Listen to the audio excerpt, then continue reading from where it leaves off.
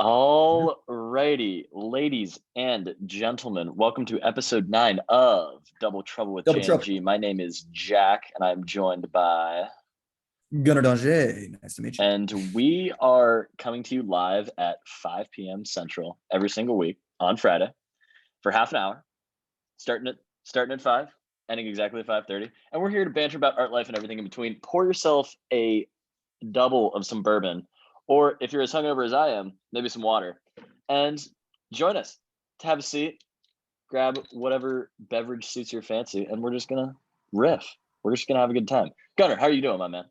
I'm doing amazing. I just had a little thought there, right as you said that. Our drinking habits have been very different as, I guess there's more things going on in the world and different times to allocate your drinks that you have instead It's of true. 5 p.m. Central.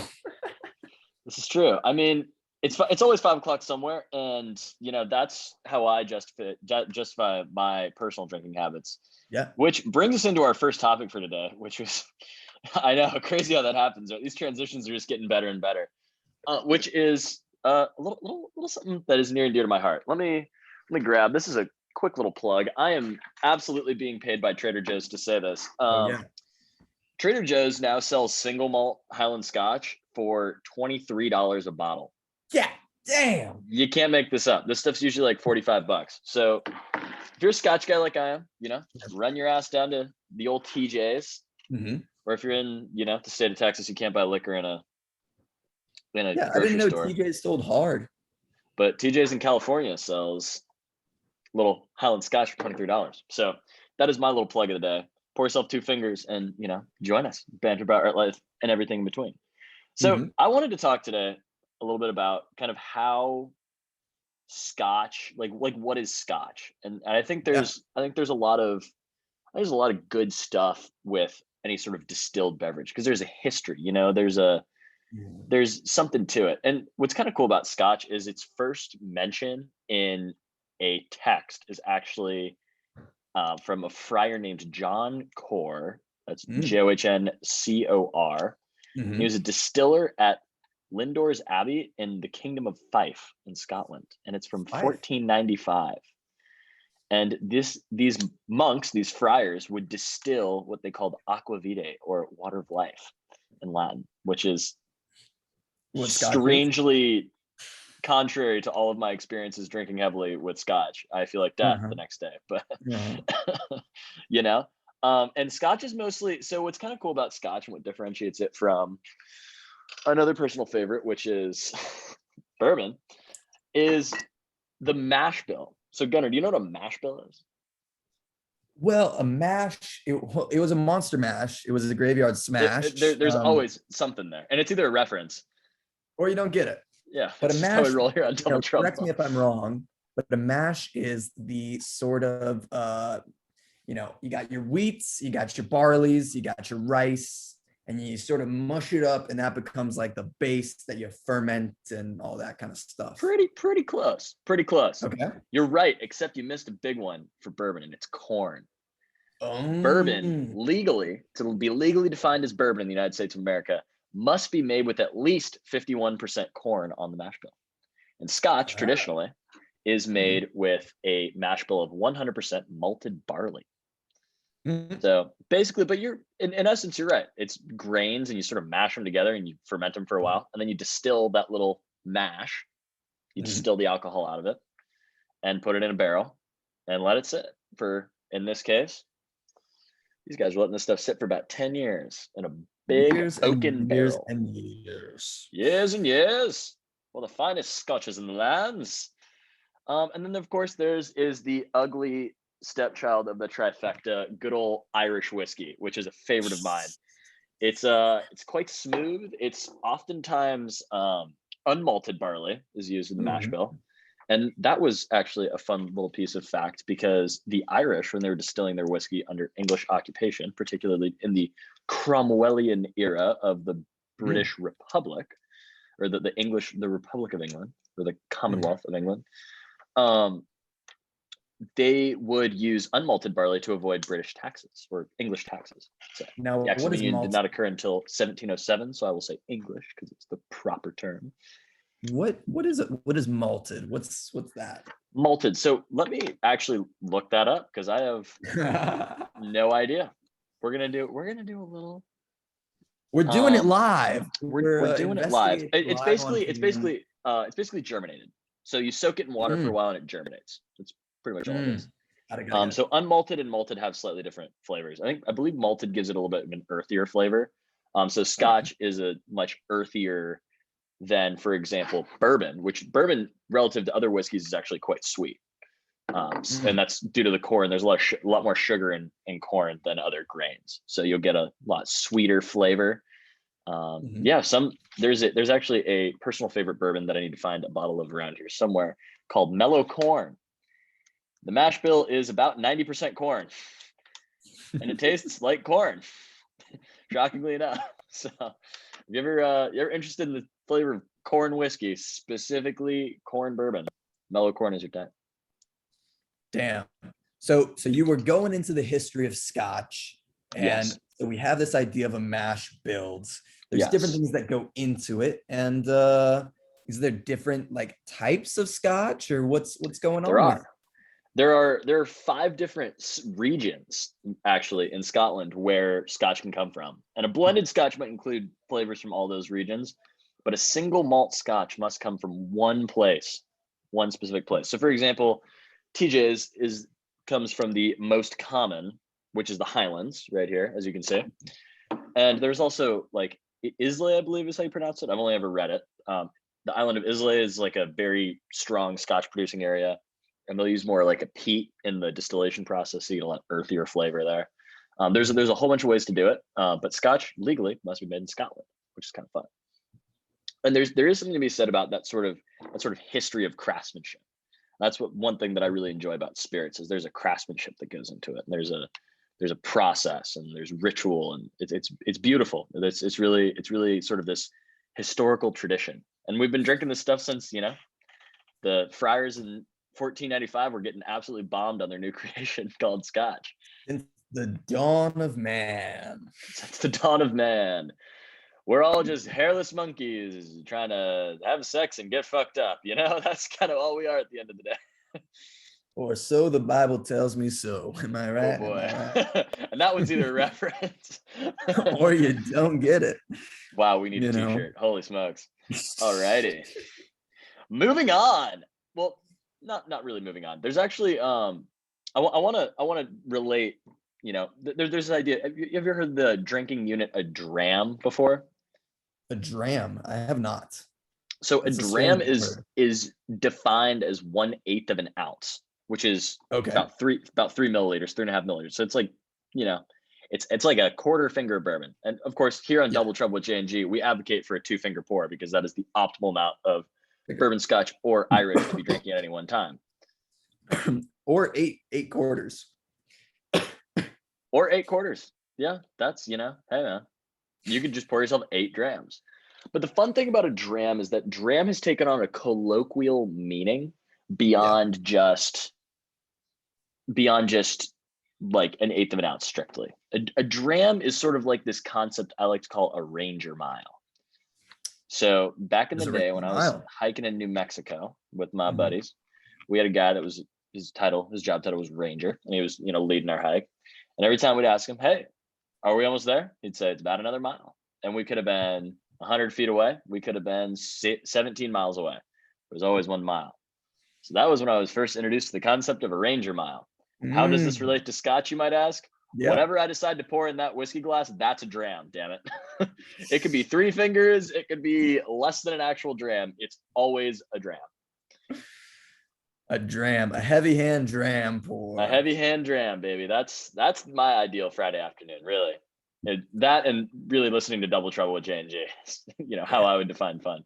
I'm like bringing myself back to there's this place on like East Village, and they have this absinthe bar. Oh boy. I'm dreaming of absinthe right now. Oh my god. That's a one-way ticket to Blackout Town, my friend. How many of those Yeah, can you yeah. drink? Like two? Then you're Well, drunk? yeah, like no. Like after the first one, you're drunk. Two, you're like in dangerous territory. They had one drink that was called Death in the Afternoon. And I think it was What? like Hemingway's like drink of choice, but he'd have one in the morning, like during the day with like his breakfast. I was like, Jesus But Christ. how many standard drinks, like standard shots of liquor would that have been? Like 40 of like a 80 proof liquor. Dude, okay. I would say, oh my God. I Ballpark. would say like one drink is like 4 shots, That's a lot. which is, How many is in a grenade? So if we're throwing it all the way back to New Orleans, Louisiana, how oh many is my in one of God. those frickin' just thing, you know the ones you see all the touristas walking around with and they're just hammered. See, these are things like I don't even know the measurements, but I'm just like the way I'm measuring it is thinking if I drank this, how drunk would I feel? So when I Sure. drank the Death in the Sure. Afternoon, it was the equivalent of like Oh, so you railing drank one of 4 shots. these. No, yeah, for sure. Oh, No, it was adventurous great. man. All right. It was great. Question is, was But it good? yeah, it has a strong taste because it's like if you like licorice, then you'll really like Yeah. it. I They love have liquor. some that like sort of tone it down a bit, some that are more like sour but by the end of it, you're just sort of like, whoa, easy. Whoa, hey. Yeah. That But was a and single then cocktail, damn it. a hand grenade is probably the same, but it's like more liquid. Sure. So, Yeah, and it's it's like all so that sweet. sugary crap. You're probably gonna Oh start feeling yeah. hungover as soon as you drank it. Yeah. Oh yeah. That makes me think of something. Remember, when you were, let's say you were like when you were 18, how much you Mhm. could drink and not be screwed the next day. Holy crap, man. You could rip like 6 shots and dance your ass off all night and wake up the next morning and feel totally fine. Yeah. Now it's like, oh boy. Dude, I wasn't a big believer in the whole like mixing and like mixing will get you fucked or whatever. But Yeah. after having 2 like consecutive nights where like one night I only drank claws, right? And just like That's a only that's a claws, but clean drunk. it was clean and it was like the whole night just sticking with one thing. And then one I just like, mixed a little here and there and it was crazy. It's like I don't know. Reminds me of playing skate on the Xbox. You do like one clean grind down a rail and you're like, Yeah. and you're Yeah. fine. But if you just start throwing in all these tricks and shit, you'll lose your balance. That was a deep reference to skate on Yeah, man. Xbox. Holy smokes, man. Well, for context, I've been playing a lot of Skate 3 on the Xbox. Terrell got it and Whoa. downloaded it. So that's been my life. But Sounds speaking good. of my life, I think you have an Yeah. announcement following my announcement. I do have an announcement. So following up from last week when Gunnar announced that I was pregnant, Right. we have an exciting announcement for you, Gunnar. Oh, what is it? You're a eunuch. Oh, okay. Yeah, Gunnar Like is a eunuch. Varys. However, what they won't tell you is that you can regrow your manhood. It's So called tugging. it's called tugging. And for the Oh people at God. home who don't know what Oh tugging is, God. this is a bit of a tangent. Jack had a story about Scotch, and this is my story. This Holy is called smokes! How did we tugging. get here? We were watching this show called Bullshit with Penn and Teller, and it turns out that you can actually regrow your foreskin. Oh my It's goodness. really crazy. There are all these people who were like circumcised at birth, and then they like filed this lawsuit against these people because they didn't like consent to it, but they were also a baby. So like who, Sure. I don't even know. But anyway, they have this thing, and I shit you not, people actually do it. They're called tugging weights.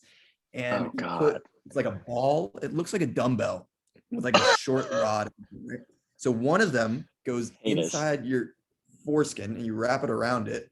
Then you put like this little tie on it.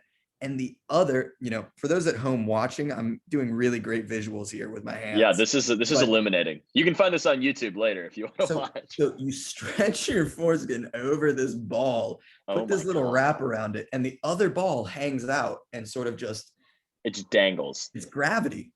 But apparently, just like 15 minutes a day, tugging, and you can it's like with your ear. If you held your ear like stretched, it would eventually like the cells would grow to sort of, relieve that tension. So it's the same thing. And people actually have regrown their foreskin doing dude, this. Gravity is pretty powerful. I mean, it's taken better men than me. So gravity. is working Oh boy. against me, you know? Yeah, gravity's, well, it's working with you if you're tugging. So wow, that was really Yeah, bad. that was a Okay. reference. Alrighty. Mm, Or you don't get it, I guess. or you Jesus, don't get hellfire. it. But TikTok is this generation's Vine. I'm switching topics. I don't want to talk about tugging anymore. well, speaking of things I don't get, how about TikTok? I mean, are we too old? We're 22 years old. Has the world passed us by? Dude, I think so. We had Vine, right? You know, We there's had Vine. That was people who were like perfect. the generation right above us who like just missed Facebook. They were on MySpace, they had Yeah. their heyday with MySpace, and they're Yeah. like, Facebook, this is like not my vibe. They And they just eventually go to didn't do it for a while. Instagram. Yeah, you know? Also, remember when we were in like elementary and middle school and everyone was on Facebook? Like that was a Yeah, thing. People would be on Facebook all the time. I yeah. mean, holy crap. And then at a certain point, like the parents came in and it became very much like political Yes. propaganda, but also Yeah, and like everyone family it became photos. like a hotbed for everyone's racist uncle for some reason. Like, Mhm, how did mhm. that happen? And then the kids left and went to Instagram. And yeah, And and now the kids are still on Instagram, the young kids are now on fucking TikTok. TikTok, which is strange though because Facebook and Instagram are similar platforms, right? So there are like there is a good reason why people moved from Facebook to Instagram Yeah. because it was more of a pictures centered, Yeah. like photos centered form of social media. Right. But what I don't understand is, are the people younger than us going to now just forego Instagram and go straight to TikTok and only Yeah. use Well, TikTok? unless you're like, I think not a large percentage of people actually post content on TikTok, they're mostly like looking at things, liking them, and sort of like sharing Sure, them. sure. So, where Instagram, the content is yourself, Yes, it is. there's a It's ton of yourself and all your opportunities to friends. repost. Yeah, for sure. So Instagram is. Oh, go for it. I'm wondering if like TikTok will come have this like, generational shift where it's less about the individual and more about the culture that we're Interesting. propagating. Interesting. That's my thought. That is fascinating. Yeah, I love social media and talking about social media because I think there's a lot of cool cultural things that we can get into because it's sort of this blank slate or blank canvas, if you will, and we can paint Ooh, on it whatever we want to. Yeah, that was. wow. Art, life, and I everything know. in between. I How know. about that? Hey. Yeah, Mhm. snacko mode is back, baby. Yeah, it's sort of this blank canvas, if you will, and we can paint on it whatever we want. But what we've Yeah, all chosen to do is to use it to define who our friends are. It's yeah, freaking weird. yeah. Because like you look at, for example, one thing I've never understood is the posting on Instagram for every person you know's birthday. Ooh, I don't understand that at all. I mean, what? Just text them happy birthday. That's what I do to all my like friends on their birthday. I'll like text them happy birthday, or like I'll like that's the only reason I use Facebook too. Is like, oh, it's so and so's birthday. I gotta text them, right? Like, but it's a visibility thing. It's about like being seen and knowing that those connections are there. Whereas I feel yeah, like TikTok is much more discreet in that, in which it's, less of a social thing in yeah, that way, yeah. And the thing about Instagram is you can see who likes everything, Yeah. which is important. And it's also important who likes what and when. You can also see who TikTok, views things oh, on Instagram you can. on the Yeah, stories, on your story, exactly. And Instagram stories are insane.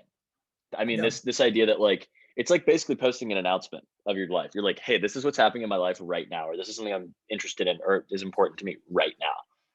You want to hear something spicy? I would love to hear something spicy. That's why we do the show.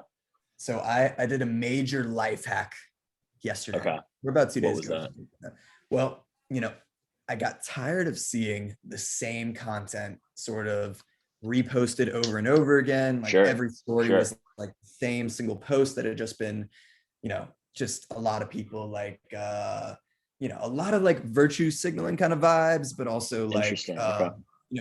rather than saying something from their own perspective, a lot of just like copy paste, like this shows that, I'm involved in this. This shows that I'm involved in Sure. this. Sure. And that I'm aware of these social issues that are important to a lot of people and that I'm plugged in and paying attention to what's happening. It's social issues, but it's also it's just everything. And I think I don't even know. It almost became like this badge that you had to carry, in order to, I don't know. You ever read the Starbelly Sneetches, the Dr. Seuss book? I don't recall. That's probably been a while since I was Starbelly reading a Sneetches lot of was like Dr. Seuss. all of these yellow birds there were some that had stars on their bellies and there were some that didn't. Okay. And one day this dude came into town and he had a machine that could put stars on the bellies of people, right? Interesting. Okay. And so all of these birds felt so inferior that they didn't have stars, that they went to this dude and paid him all this money to put a star on their belly. Sure. Go through this whole process, and everyone has stars. And then what does the dude do? He then comes up with a machine that like takes the stars off. So then the stars, that becomes their thing to like remove. So it's like, I think it's like cycles, and it's like a bit of herd mentality where people are trying to conform to this larger thing that's viewed as being superior. And anyway, to go back to the story, I basically did a cleanse, and controlling what I see on social media and how I interact with it, because you could delete the app, right? But I still use the app and I want to use it. Yeah, you need it for your business. You're running a business. You're an artist. That's what you do. Yeah. I just muted the accounts that I don't want to see content from. Bingo. So I'm selectively choosing which people I would like to invite into my life, because that's my life and that's my personal space, Absolutely. And you have the Instagram gives you the tools to do it too. You can mute content that you don't want to follow. I did the same thing with a much nerdier social media platform. I use Reddit a lot. I think it's really interesting. I think there's a lot of cool rabbit holes you can find yourself down. But I was really intentional about like, which subreddits do I actually want to see content from? Yeah. And a lot of the political ones are really nasty and really like, vitriolic. And I was like, I don't want to see any of these, right? I want to see like a TV show that I'm interested in or currently watching, or like, I don't know, movie details is one that I love, where people will point out little, like, they'll do like a little red circle and they'll be like, oh yeah, like this little detail connects to this other movie that the same producer made. So this like coffee shop shows up in two different films made 20 years apart. That kind of stuff's fun. It's like Easter egg hunting. But when you get, or like cute animals. I love cute animals. I'm unashamed to say that I follow so many subreddits full of just cute fucking animals, man. That is the best. But yeah, I don't want to see like, all the political crap or like something else. Like, I don't want to see it, man. It's just not giving me good waves. It's not that issues aren't important. It's that we have a right to like determine what, I don't know, you don't have to be constantly submerged in that all the time. If you were like constantly watching like CNN or Fox News like 24/7, you'd be a fucking train wreck, I mean, you would be racked with anxiety. You'd be racked with anxiety. That was a little experiment I did with my parents too. When I was back home for quarantine, I told my parents, I was like, stop watching and reading the news. Yeah. Do it maybe once a week. Get yourself like get yourself like the Sunday paper or something, New York Times, Wall Street Journal, whatever you want to, whatever your persuasion is, and read like the highlights of the week. And then don't worry about it, because there's nothing that you can change that's happening in that newspaper. So why are we worried about it if you personally can't change it? Well, doom scrolling became a huge thing during quarantine, Can you define doom scrolling for us? Yes. So doom scrolling was a thing where, have you ever heard of like riot porn? No. What is riot porn? Well, so like the general idea is that there are, you're at home locked away, sort of unable to go out into the world and do anything. So in order to feel some sense of what's the word, agency, right?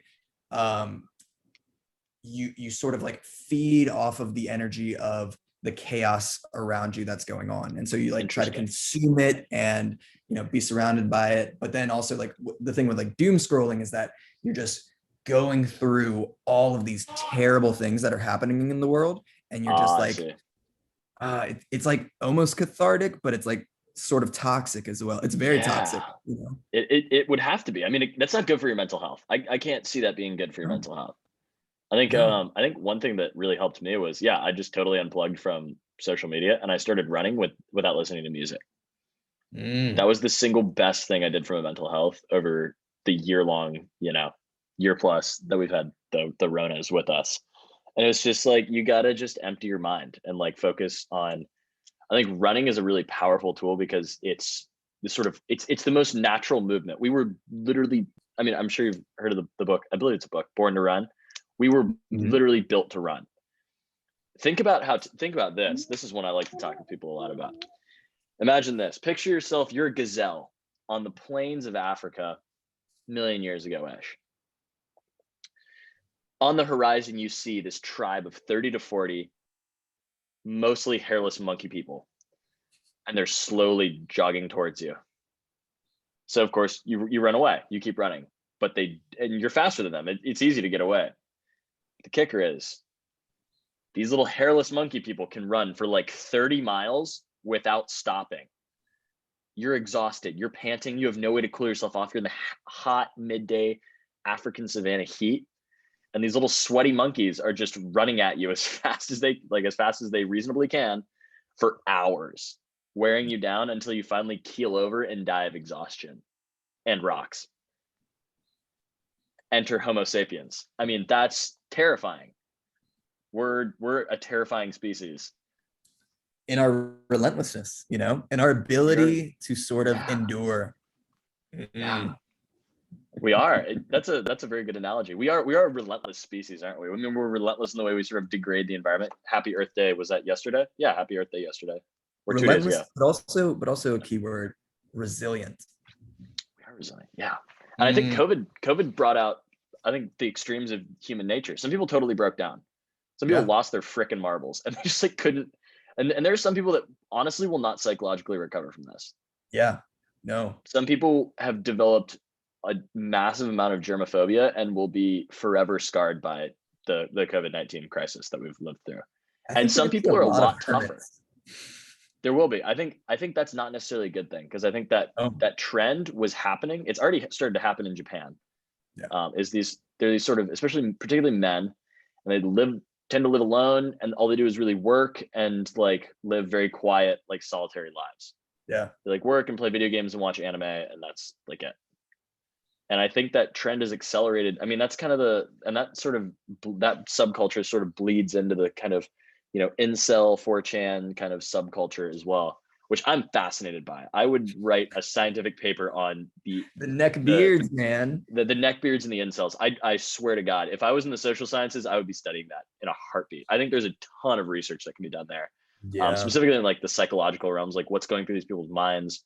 Why are they so hateful towards women? Like, I think, you know, I think it's the scariest subculture, you know, because most of the mass shooters have been from that sub community, I feel like, you know. Definitely. And there's a lot of like racism and sexism and like strong racism, which is baffling. I mean, you don't go out on the street, especially like living in a place like, I don't know, like California or New York, for example. Neither of us are going out on the street and seeing just like racists everywhere, right? Like that doesn't make any sense. Like most people you'd be like, oh yeah, they're like a reasonably, you know, tolerant and loving person for the most part. But yeah, there's just some people that are in the shadows, dude. They're in the shadows, man. And they're hating on people, and some of them lose their fucking marbles. Like some people during the Rona have just lost their fucking marbles. So, you know. But on the flip side of that though is the resiliency aspect of it too. Yeah. I mean, there are some people that are significantly, like, I have a lot more respect for because they seem a lot more resilient. You know, some people have gained a lot from sort of this meditative. We all had to slow down, you know? What was that? There's some quote that's like, never let a good crisis go to waste. Ooh. It's like an economics quote or something where you like, it's like businesses take advantage of, you know, like an oil. Yeah, I think there was some guy. Yeah, I think L. Ron Hubbard, right? Did he say that? No, I have no idea. I just made that up. Yeah. Oh my God, no. But we have talked about Scientology on the show before, and we encourage you to dive into the archive. I believe that was show 4 or 5 too. If getting into the lore of the show. Yeah, well, we're building a little library now. We're, you know, next week we'll be hitting double digits, and you know that's another thing we want to point out here at Double Trouble as we kind of wind down, you know, our show today is we still have never missed a week, and we don't plan on missing weeks because this is a manageable little bite-sized 30-minute slice of life, really, is what it is. But it is 30 minutes, and it's 30 minutes on the dot, and we never go over the 30 minutes, and we cut out right on that 30 minutes. Exactly. And there is no reason to go longer than 30 minutes because we would be wasting content that we need for future shows. Because I don't know about Gunnar, but I think the two of us together are pretty uncreative. So I don't think we're going to have much content. I couldn't even say it with a straight face. There's just not much content that we have. There's so few things we want to talk about. But yeah, why don't we give our audience a little teaser for next week? Levels in reverse MGMT, the origins. There's a woman out there who writes about all of her dates, and we're going to talk a little bit about Gunner's gallery opening. So Yeah, man. that brings us to the end of Double Trouble with J&G. My name is Jack. I am joined by, Gunnar Danger. and we come to you live at 5:30, or excuse me, at 5 Central every Friday, and we banter about art, life, and everything in between. Signing off, ladies and gentlemen.